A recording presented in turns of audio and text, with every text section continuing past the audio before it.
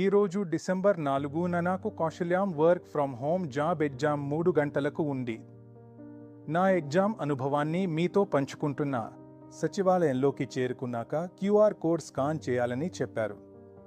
కానీ QR code మొత్తం 15 నిమిషాలు రావడం లేదు. చివరికి క్యూఆర్ కోడ్ వచ్చింది. ఎగ్జామ్ స్టార్ట్ చేశాను.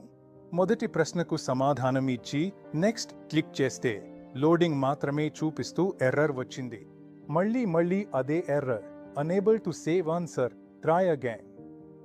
ఎంత ట్రై చేసినా రెండో ప్రశ్నకు వెళ్ళడం లేదు. అయితే టైమర్ మాత్రం ఆగకుండా రన్ అవుతూ 45 నిమిషాలు అయిపోయాయి. నాకు రెండో ప్రశ్నకి వెళ్లే అవకాశం కూడా రాలేదు. చివరికి డాష్బోర్డ్లో ఎగ్జామ్ కంప్లీటెడ్ అని చూపించింది. మళ్ళీ అటెంప్ట్ చేయడానికి ఎటువంటి రీస్కెడ్యూల్ ఆప్షన్ లేదు. ఇలా టెక్నికల్ ఇష్యూ వల్ల మాలాంటి స్లాట్కి భారీ నష్టం. ఈ వీడియోని అందరికీ షేర్ చేయండి. పెద్ద యూట్యూబర్స్కి కూడా ఇది చేరాలి. మాకు మరో ఛాన్స్ రావడానికి మీ సపోర్ట్ అవసరం.